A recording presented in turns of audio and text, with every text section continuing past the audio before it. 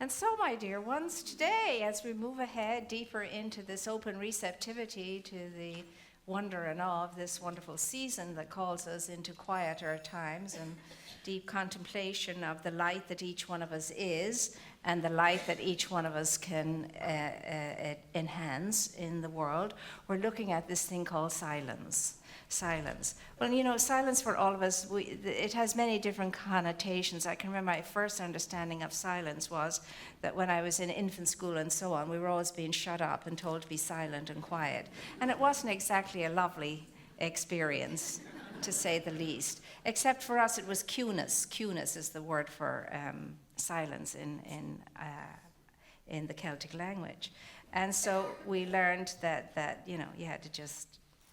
And this is how we were taught the first time in school, was to learn how to do this. And that was to help keep our mouths shut. So fingers on lips was a very common expression. But the silence that we're talking about today is spiritual silence, and it's the complete opposite to all of that. It's the embracing of the fullness and the allness and the beauty and the grace and the power of life, and releasing it and letting it out. And there's nothing like the thunder of silence when you and I are practiced in it. So why is it so important in the spiritual realm? Because in all spiritual cultures, anybody who lives in a spiritual community and is dedicated to unfolding themselves spiritually, throughout the day, there are parts of the day when the whole community comes together in silence, to be in silence. And so the significance of it is that when we are in silence, we're able to extrapolate ourselves from the outer world with all of its distractions and noise and chatter, and be in a state that's beyond the mind, that's very noisy and chattering. It could be called chatty Cathy anytime. But to bring the mind to rest so that we can be more present and receptive to the soul, and allow then the beauty and the grace of silence to have its way with us. And so those of us who are practiced in silence know that it is the deepest form of prayer. The deepest form of prayerfulness is silence. And so I can assure us, when we're silent, mostly we can't get ourselves into much trouble when we're silent. That's a benefit, a side benefit for us all. But what it does is it opens the portal of the soul. Silence opens the portal of the soul so that radiating light of love can be freed. The hidden splendor can be freed, and therefore, consequently, be the peace on earth, be the goodwill, be the light on the hilltop, and all of that, so that you and I are enhancing and enriching not only our own life, but all of life. And so it pays dividends and benefits greatly each one of us when we are practiced in the art of inner silence. To be silent is a great and deep blessing. And all it means is that when I'm silent in this way, I'm simply listening. I'm listening. I'm listening. That's all. There are no words. We don't need any words in this mode. We're just listening. And when words and thoughts and so on come, we just release them and let them go. But our whole focus is simply to show up, to be silent and listen, to be still and know. To know what? To know that I am. To know I am what? Godly. Be still and know that I am God is the invitation. And when we do, we benefit and we are advanced. Think about it. The outer world, with all of its distractions, dissipate our energy. Our energy is all over the place when we're operating in the physical world, because, you know, we have places to go and things to do and things to sort out and things to accomplish and all of that. So our energy is dissipated. When you and I withdraw, as Torrid says, to the extent that you can extrapolate yourself from the exterior world, to that extent can you enter into the world of the absolute. And the world of the absolute is silent. It's quiet. It's silent and quiet. And when that happens, then there's an explosion of awareness that fills us. and a knowing that gets established that we could never discover on the exterior plane and all that it implies. And it's well worth the endeavor for those of us who really want to be more in intimate contact with the source of our being. It's really, really worthwhile. So the call this week is somewhere in our day to give ourselves moments of silence, moments of pausing to recognize I'm in the presence of God and God's presence is always in me. And I want to touch that. I want to recognize that, and I want to identify with that by simply being still and having no thought, but just being still so that I can appreciate the moreness and the spiritual aspect of my being. Because the soul is always shy as far as the exterior world is concerned. It's always quiet. It's always listening. It's always listening. And I had somebody say to me recently, but sometimes spirit shouts. And I understood that. But the way spirit speaks, and the only way spirit speaks, is in silence, is from the silence. And it has no words because it doesn't need words. It's a vibration and it's a sensation that you and I recognize. So we can't say that, other than that, yes, there is the thunder in silence, but it's wordless. It's a vibrational energy. It's a vibrational energy. And I'm knowing one day we'll all get that and we'll all experience that and we'll all be the better from doing that. So in the meantime, we have to know that there is so much for us to discover about ourselves and each other in that beautiful practice of silence. Think about the power of a drop of water. And the power of a drop of water is amazing. It is amazing. And it's also very beautiful. Some artists have taken pictures of drops of water, and they are really beautiful. But when that drop of water enters the river, it becomes far more expansive and potent and powerful. And then when the river meets the sea and flows into the ocean, it becomes one with the whole body of water that is. And it is awesomely more expanded as a result of that. Well, if you and I can take moments in our lives as little drops of water and drop that into the river of the lifefulness of our being and allow that river to take us into that oceanic experience of what it is to know and experience the vibrational energy of the source of our being, amazing transcendence occurs.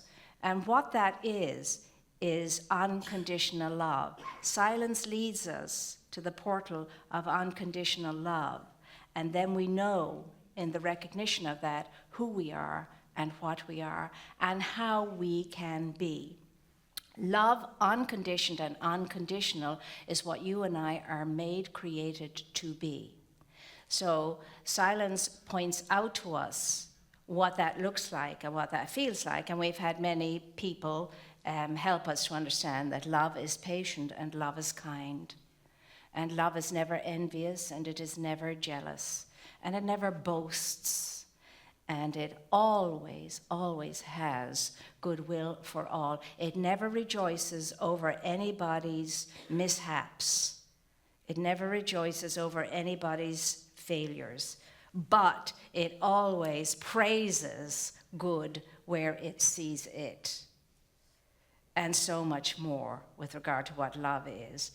And of course, we're told that there are many things in life, but the greatest of all of the experiences in life is love. And it is infinite and it is everlasting. And Ernest Holmes says that for anybody, any one of us to be worth our salts as far as practitioners go, it's not going to happen unless we become lovers. Unless we become lovers, he says, we can't really demonstrate the principle of science of mind, which is always to move from that sense of unconditional love. And of course, the master teacher Jesus has the same message. You know, the invitation of Jesus, the master teacher, is become lovers. It's all about being unconditionally loved and loving. And it's all about being what that entails. And for him, it was always be in forgiveness always. You forgive all of the time. Love your enemies. Do good to those who hate you. Pray for those who persecute and despitefully use you. Always, always. And never be in judgment. You know, he said to the woman that everybody accused of being the awful harlot that she was, did anybody accuse you? And she says, no, Master. He says, well, neither do I. What is it that turns us into accusers? I often ask myself. What turns us into accusers? Because it has nothing got to do with the principles of science of mind. And the principles of science of mind can be reduced to one principle. Love one another as you have first been loved. And love with all your heart. Not only the God that you imagine, but your neighbor and as yourself. So it's always about how loving I am and how that shows up by means of me. And so loving has everything to do with being kind and being understanding and being considerate and being awake and aware and alert and being accepting and understanding and allowing with ourselves and with each other, and always to be kind, always to be kind. And do no harm above all else. Do no harm. And it has absolutely nothing got to do with you or me being self-righteous about anything. Nothing. So in the silence that you and I make room for in our lives, all of it becomes very apparent. And not in the ways that have much of anything to do with words necessarily, but through a feeling that overcomes us and a vibration that moves us and a sense of energy that occurs when we're just open and receptive without any agenda, without any thought of expectancy in any way, just simply showing up to be still so that we can know the God that lives and moves and has its being within us and around us and about us. And it requires skill. And it requires releasing and letting go everything we think we know. We've got to let go of everything we think we know. And surrender it into something bigger and greater than we are. Now, if you understand an archer, how an archer works, if you take up an arrow and you throw that arrow and you try to get it to hit the target, which is 50 feet away or whatever it is, it's not going to go very far. You run a bit and you throw it and you try to throw it. It doesn't work. What you do is you pick up your bow and you take the arrow to the bow, and then you pull the arrow away from the target. You back away from the target with the arrow. And then, when everything is perfectly aligned, and you're perfectly still, you release the arrow. And you're not forcing it, you're just releasing the arrow. And because of the torque and the tension that you have built up and bringing it back and stepping away from the target, that thing goes, flies, and if your eye is straight, hits the bullseye. You back away from the thing, from the target, in order to hit the bullseye. And that's what Science of Mind teaches us. When we have a condition or a situation or a challenge, we're asked to back away from it. Back away, become very still, become very focused. Just see clearly the result that you want to achieve, and then release it. Release it into the great movement of the power and the presence of grace, and it will find its target and it will manifest in our lives. So in our teaching, we are called to that stillness and that quietude when we want to know a truth that's going to set something free, whether it's an ailment or whether it's going to set free our resistance to the good that we desire. Resistance to the good that we desire. And that's how it works. It's the recognition of something. It's the identification of something. Then it's the quiet knowing that that something is there to be manifested and come into our lives. And then, after all of that open receptivity, that silent recognition, that silent identification, the word is spoken, and it's no longer your word. It's the word of the one who created us. So it's ultimately powerful, and it's filled with that power of mission accomplished. And then what we do, we back away from the whole thing. We stay calm, cool, and collected. We remain poised, and we know that something has occurred. We've set something into motion, and it's going to manifest. Absolutely it is, if we can just keep our minds off of a problem in any shape, way, make, or form. If we can just align ourselves with knowing this is so, it will be so. And so the hardest thing for all of us, most of the time, is to know this and live this and feel it, which is the essence of this teaching. Transformation, change, transcendence only occurs one way. I must become, first and foremostly, what I'm looking to have changed. I must be the change myself first and foremostly. Whatever it is I'm looking for, whether it is for more generosity coming my way, I have to become that generosity first. If I'm looking for more kindness in the world, I need to become the kindness first. If I'm looking for more love in the world, I must become the love first. And then it will show up. That's the way this teaching works. And it doesn't work any other way. I have to be what I'm expecting from everything and everyone else before everything and everyone else starts to be in my image and likeness, which is love personified and unconditioned. Because for things to change, who has to change? For things to change, the teaching is, I must first change. And of course, that's not easy by any manner or means, but it's doable. It's doable. So I have no responsibility on this planet for anybody except myself. And it's my responsibility to be the best that I can be. And this certainly is a season where all cultures are looking at the celebration of the light that is greater than any light we may see out there, but the celebration of the light that is within us. And that is moving us into being peace builders and the upholders of goodwill. And I was just listening early on this morning accidentally. It so happened I tipped a button and some news came on, and the statement was, that campaign trail out there is just filled with fear and hatred. And I shut it off.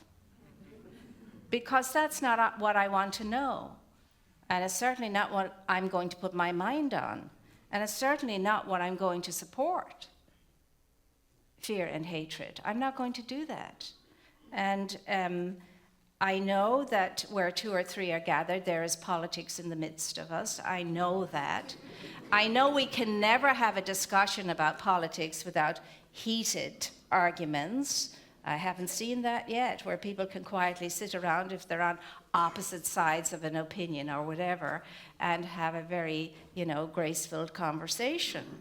I heard too, just before I got to turn it off, one gentleman shouting out that, the only people on the planet that are creating mayhem and all the rest of it are the Muslims. It's not the Jews, it's not the Christians, it's not the Buddhists, it's not the this, it's not the that, it's the Muslims.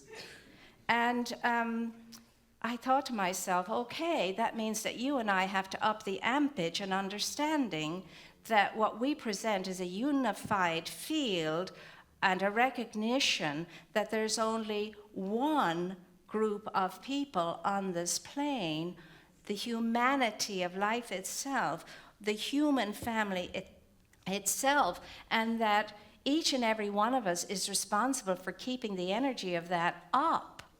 And regardless of what our political views may be, and God knows they change and they're varying, as a religious scientist, it's just my personal opinion, I feel no one should know what my political views are.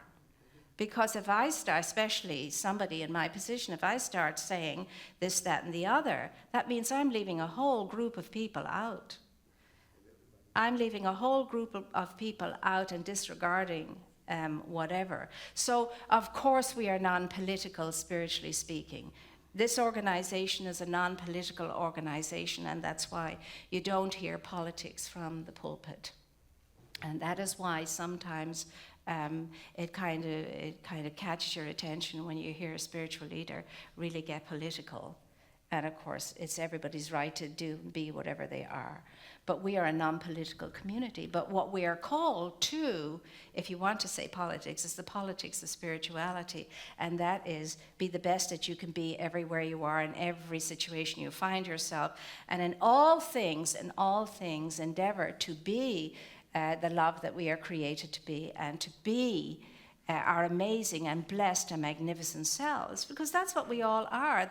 We are the image, we are the likeness, and we are the nature of that which created us. And the image and likeness and the nature of that which created us is always good, is always very good, and doesn't know any single one of us on this planet whether we label each other good, bad, indifferent, horrible, awful, dreadful, monsters, whatever. The only thing that the divine sees is its own reflection of itself, and it calls every one of us good and very good. And it says to each and every one of us, good, bad, and indifferent, you are my beloved in whom I am well pleased. Why is that? Because spirit can only see itself reflected in all of its creation, that's all. It cannot see the nonsense, it cannot see the illusion.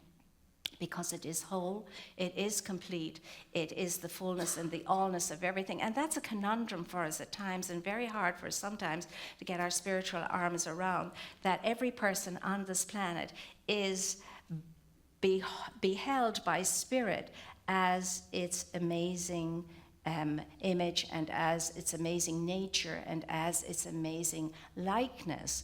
And that's a high calling for you and for me, because we get to be the image and likeness in practice. So we have to see everybody beyond the appearances of their behaviors, beyond the appearances of what they're thinking and what they think they know and what they're feeling. We have to see beyond that and know God at a very higher level of awareness in ourselves, in creation, and in each other. And that's no small thing. So I salute everybody sitting in this room, because it means that if you're sitting in the room, you're ready to do that and be that and know that and express that. That's why you're sitting in this room. That's what the teaching calls for. It's a very, very high teaching, and it doesn't allow exceptions at any time.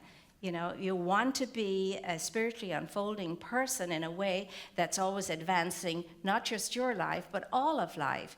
That's expanding not just your life, but expanding all of life. Then here's the way to be it and do it. Love as you have first been loved, unconditionally and in an unconditioned way.